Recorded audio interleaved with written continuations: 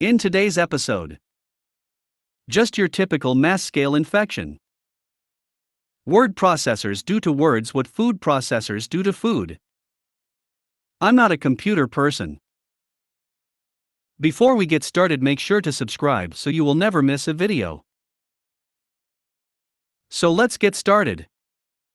Just your typical mass-scale infection. I'll set up the scene as best as I can. I was one of two people fielding helpdesk support for a very large client. They subcontracted their L1 support to our actual employer, a small call center where generally everyone was forced to support a myriad of clients. I was lucky enough to dedicate myself to one client only, but that was because we were a two-person team, me and some intern that rotated every 3 months, to field all the calls and receive all the support inquires for this said client. Close to 2,000 users on 2 main locations with about another 1,000 in satellite locations all over the world. This basically mwans we were swamped all the time, and we were on the hook 10 hours a day, 5 days a week. This means that whenever a large-scale outage happened, we would absolutely be destroyed. And since we were L1 and outsourced, we'd receive the blame for all the downtime, despite being largely unprepared to support this. With this background information laid off, we can now look at the story proper. It all started one Monday morning. One of our problem users was having their usual problems, which usually involved 6 AD account resets in the span of 3 hours. However, this particular bit of information sparked some interest on me. They were getting filtered out by Google. So he couldn't Google up his favorite newspaper, do important extranet business. We as lowly L1 minions were very limited onto what we could do. But one of the things we could do is clear all of the internet browsing related items from internet options on Windows, then on any affected browsers. And ironically, that worked.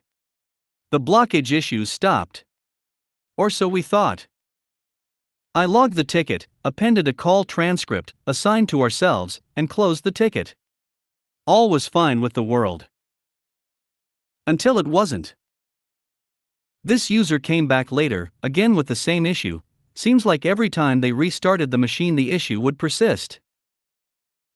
Since we were L1, we did not have access to administrator level accounts, so our hands were tied. We checked the computer, saw no abnormal processes going on, and we reset the cookies once more. Log ticket, set as duplicate from parent, close, solved with the same resolution. Repeat this for Monday and Tuesday. Wednesday was starting to get a bit more suspicious, with the calls being more frequent.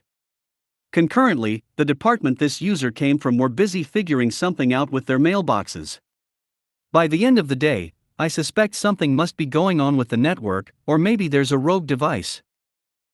I ping L2 about it by escalating the latest ticket on the saga with all the info about the parents. Q Thursday, and a telephonic askewing from the head of IT for being ineffective, and being unable to find the root cause, and to step it up, and to stop doing the same fix again and again. I bring up with L2 we have no administrative rights. We can't do anything but things the user can do themselves. And clearly something is seriously wrong with that user.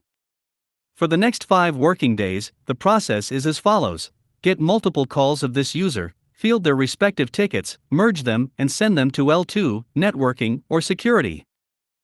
Absolutely nothing gets done, and our tickets get bounced back with snappy responses to just fix it.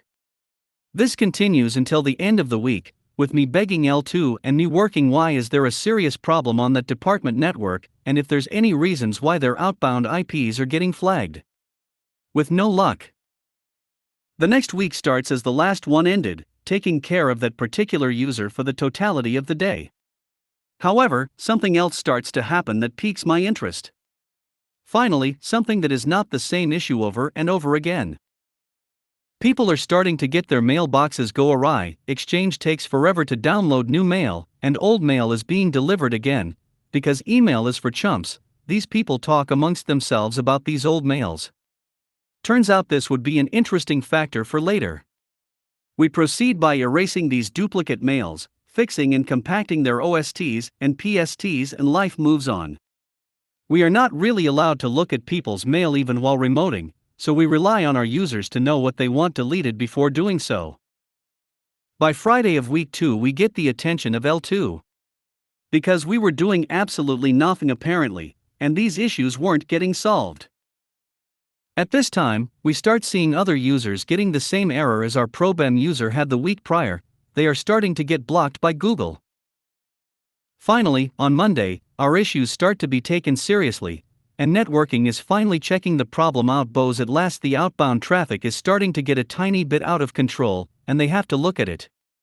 By around this time, we actually get a call about the mailboxes again, and the old mail again. Except, the user of this call doesn't have anyone to talk to nearby, so they open the mail to find the title of the email, the body of the email, and the enclosed attachments were all different, but they were all named after things that were sent previously, except with a few more links formatted on the body text. We check the sender, and lo and behold, it's forged. We are getting a mixture of hyper-target attacks and clearly a breach of information, as at the very least mail is being read and contact lists are being exfiltrated. We ask the user not to open any attachments or click any links, and to contact us when they get more of these. Turns out that our little two-man team is fielding so many calls about Google blockages and emails that we are not doing other calls and users are complaining, and our metrics are falling. Awesome. This of course gets L2 angry.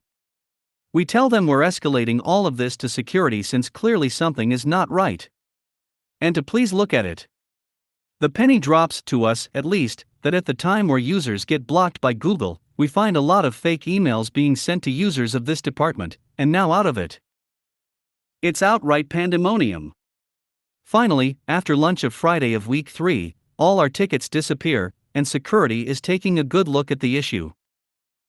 The issue is finally over, or so we thought. Cue Monday of week 4. And early in the morning we start getting calls from an adjacent department mentioning all their shares are busy. We ask the user to reboot, and to our surprise, once they reboot, they can access their shares alright, but all the data is gone.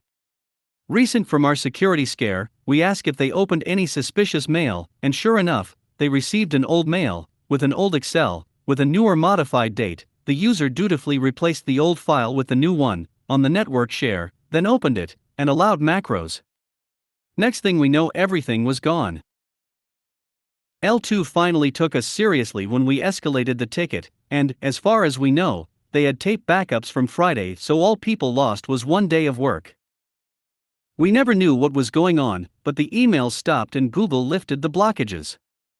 From what I could piece together, this problem user at the beginning got infected by a hyper-targeted malicious email that got over their address book and sent mails to everyone and their mother, alongside doing some outbound requests I'll never have enough info on.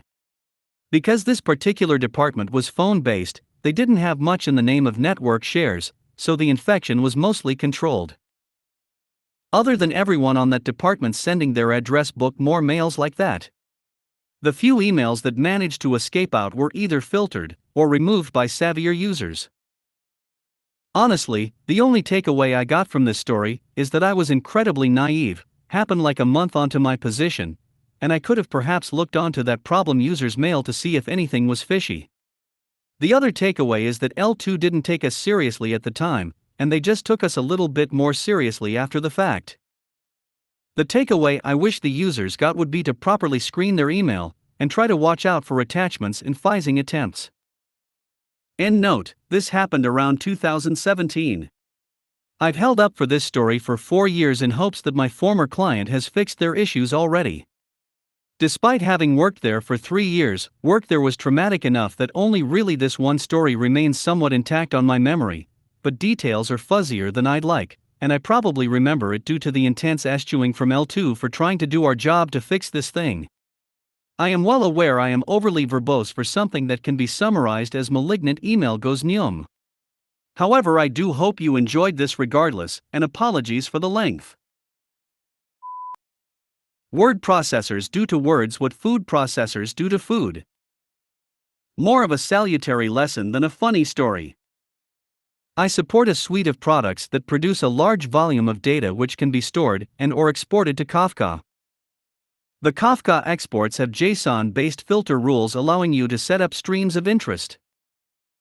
Following a difficult install at $customer, we set about applying their customizations as handed down from the sales team.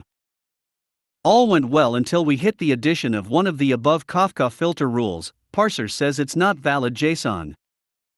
Read it through carefully, couple of hundred lines in the filter, looks good.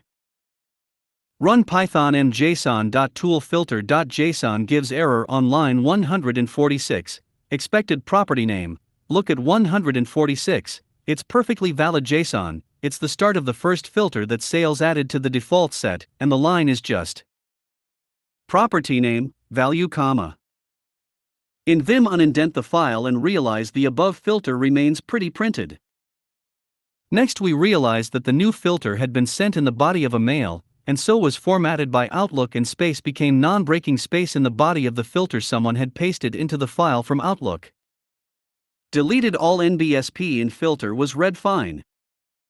Never put code or formatted data in the body of an email. Thus in death the first lesson. I'm not a computer person. Been in support and a sysadmin for over 20 years now, and I have seen a ton. Here is one of my favorites. I was giving a phishing presentation for about 100 of our sales reps at their national sales meeting about 15 years ago, when phishing was new. I had a short slideshow with phishing email examples and what to look for highlighted and things of that nature. At one point I displayed a fake email that looked to be from Washington Mutual, asking the recipient to click this link to fix their account because there was a problem. I talked about this email, why it was fake, how a financial institution will never send you a link to click, etc. when a lone sales rep pipes up. Rep, I got that exact email. Me, oh, what did you do? Did you click the link? Rep, yeah. Me, oh no, what information did you enter? If you entered your back login, then you'll need to change your password right away. Rep, oh, I just entered our credentials and clicked login, but I got an error. Me, phew, well, luckily, that info is not used anywhere else except our internal system. Tell me, why did you enter that info? Rep, I didn't know what else to enter, I don't have a Washington Mutual account. Me, wait, you don't have a WAMU account. Then why did you even click the link, let alone enter some random info that doesn't mean anything anywhere else except to our internal systems? At this point, you can hear the rest of the room murmuring. Rep, I thought it had something to do with our Bank of America credit card. Me, you thought an email from WAMU had to do with a Bank of America account? Now the murmuring got louder, and you can hear snickering. Rep, I am not a computer person. Me, that's not a computer thing. Rest of the room starts laughing. I thought I was going to get fired, or at least reprimanded for making a user feel stupid, but apparently even his manager was laughing. He didn't last 2 months after that, he was let go for poor sales performance.